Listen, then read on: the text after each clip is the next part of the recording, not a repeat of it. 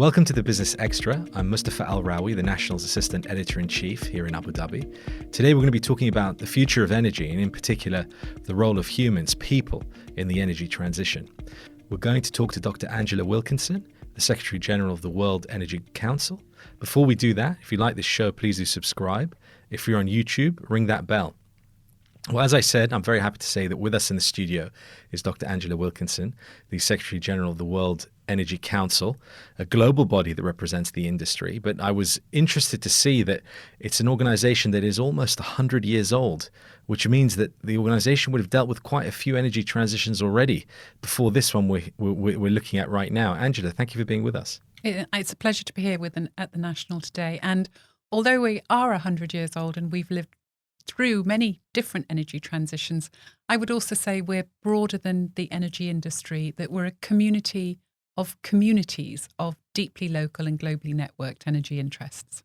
So your members, I mean, as far as I would imagine off the top of my head, your members would be the big oil and gas producers. But when you say communities within communities, does that mean that your membership goes deeper than that into sort of the grassroots?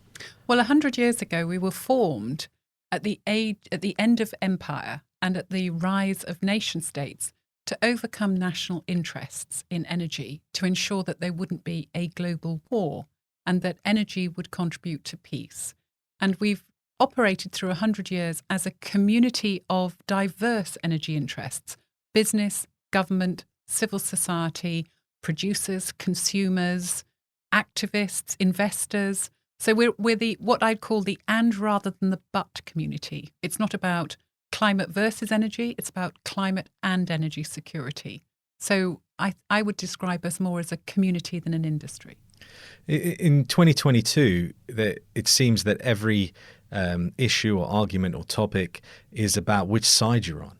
But it seems that the council is trying to find common ground. I mean, how popular or unpopular does that make you at the moment? Well, I think you're right in that we're seeing a much more polarised and fragmented leadership landscape with diverse energy interests and a lot more competition and conflict. But as I say, we've existed for 100 years to create a safe and open space which includes diverse interests at the table. And we promote an and rather and a but rather than a versus agenda. And I would say there's three sides in energy transition, and we would call that the energy trilemma. You have to think about security, affordability, and decarbonisation at every level of society if we are going to manage a transition that is for everyone. So right now, if we see what's happening in Europe, in the US, certain parts of the world, the main focus of the conversation around energy is access to affordable energy. And the fact that prices have been rising significantly, partly as a result of the fallout from COVID, but also this year with the war in Ukraine has added to the stress. But there's been other factors to do with the industry that have held back this kind of access. But when we talk about the trilemma, when we talk about the energy transition, is that what we're talking about? Managing to ensure that everybody has access to energy? Not just access. At the moment, the way we actually measure and account for access, whether it's in the United Nations Sustainable Development Goals or in our own World Energy Trilemma framework, is to me unacceptable in terms of really providing better and decent lives for everybody. For example, if one household in a community has an electricity connection for lighting, that counts as access to the whole community.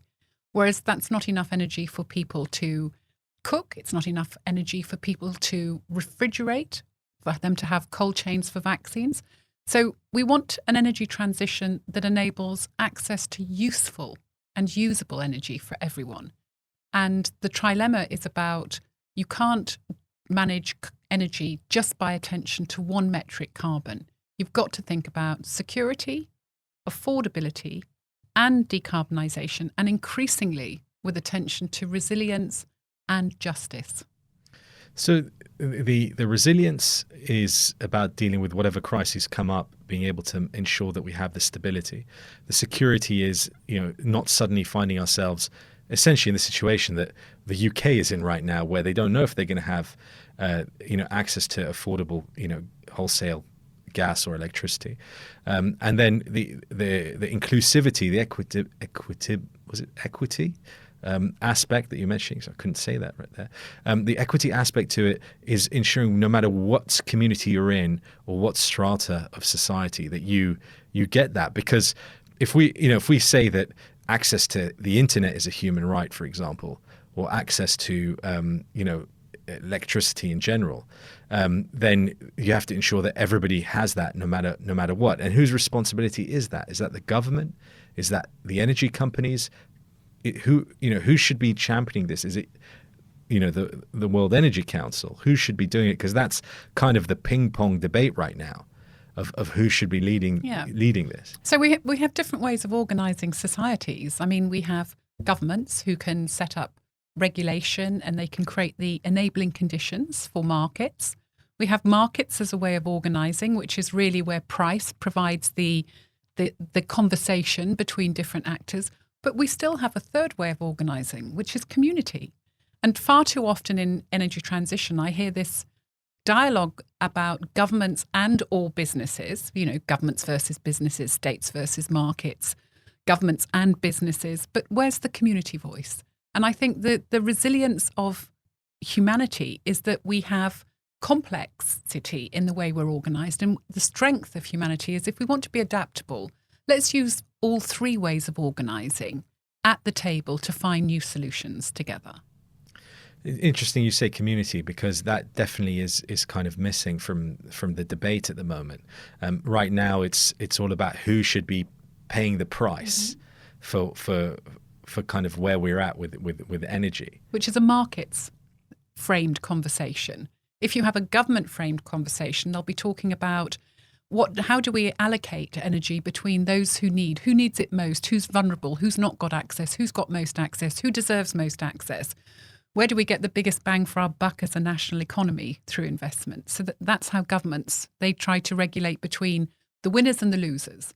Markets try to have that conversation about prices, but communities have different conversations about energy. And that's really also a missing voice across the world in these in the COP negotiations on climate change, in the food negotiations on food security, and in the energy negotiations on energy security. And we want climate security, we want energy security, but we also need human development and security. So we need communities at the table. And will communities be empowered through essentially the technology being put in their hands? Is that how it will work? Or is it a regulation issue? I mean, how do you ensure that they get that voice or they get that leverage? Well, we have four. We're 100 years old, so we're coming forward with 4 centenary campaigns. We think there are 4 things that need to be done to close the implementation gap, to involve people and diverse communities in this discourse. The first is energy literacy. We have to include voices. We have to help people understand the choices they have for balancing security, affordability and decarbonisation. And we also have to give them a transparent framework for holding leaders to account. So then we have the World Energy Trilemma framework of what are the metrics that we can use that also support the conversations between business, governments and communities. And we also have, my favourite saying is, the next big thing in energy is not a big global technology moonshot. After all, only 11 men have been to the moon so far. It's hundreds of thousands of place-based energy transitions involving people and communities at all levels. So cities, big and small, rural communities, large and small, and also lots of other types of communities that are organising around energy transition.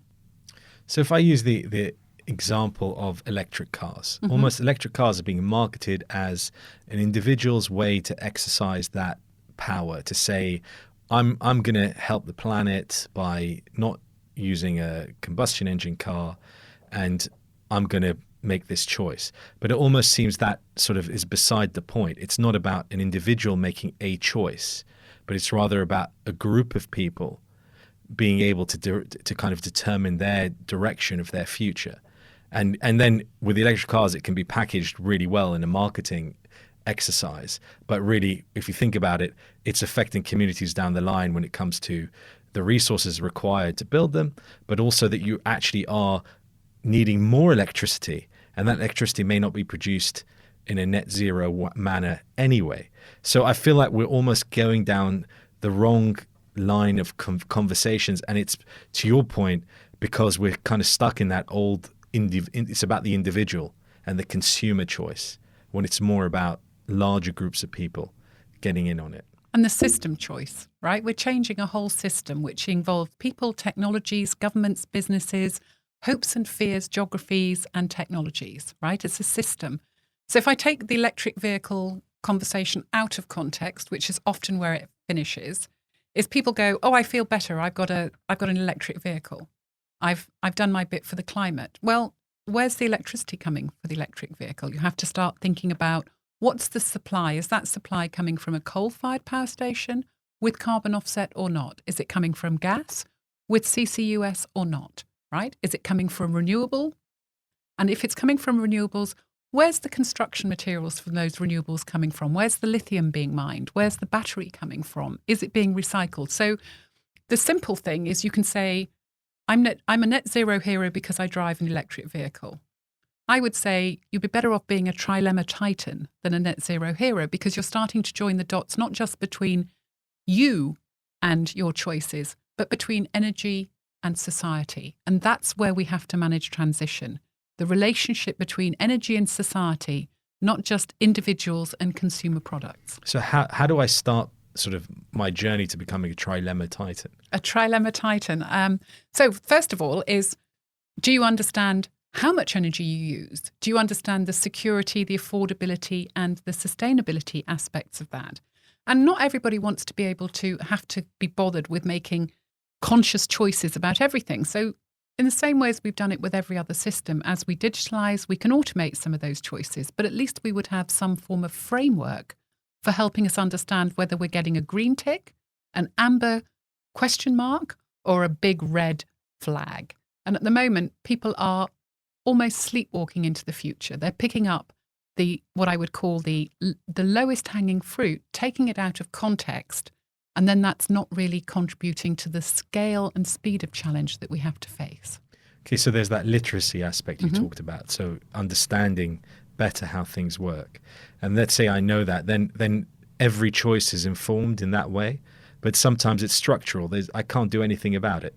Yeah, so we don't just, literacy is one, but there's also place-based transitions. You can't move energy transition top down.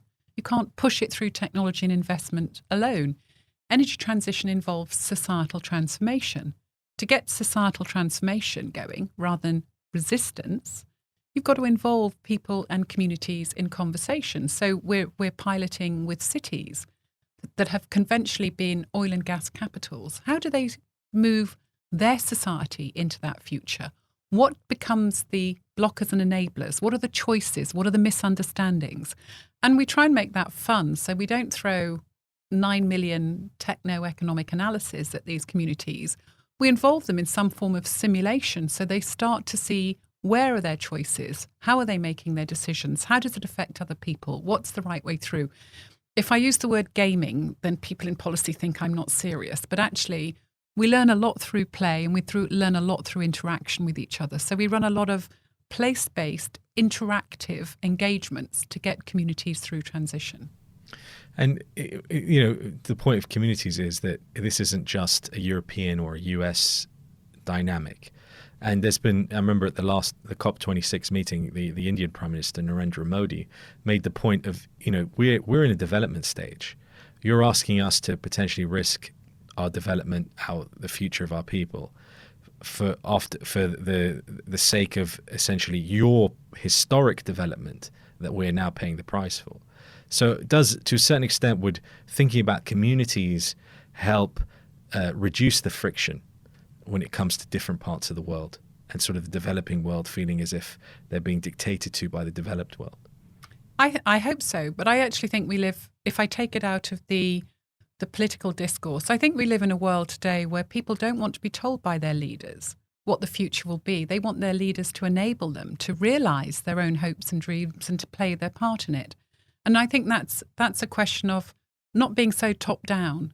Even, benign paternalism can be suppressing at some point. It's about enabling the bottom up as well, but enabling the bottom up also to be better coordinated, not some form of random walk. So I don't disagree that there is an unevenness, and that there are many different starting points. And that's why the emphasis for us would be that there's multiple energy transitions, and diversity in energy is increasing. And that's a source of learning and innovation if we use it in the right way. If we keep talking about technology innovation and how do we get to big through technology and capital alone, we'll miss out on the opportunity to improve 7 to 8 billion lives worldwide. And I think that's the biggest energy transition opportunity. It's not a transition for the energy industry. It's not a transition for capital markets. It's a transition for modern energy societies. Dr. Angela Wilkinson from the World Energy Council, thanks so much for being with us. Super. Well, that's all we've got time for today. All that remains to thank our production team and you all for being with us. Please do join us again next time.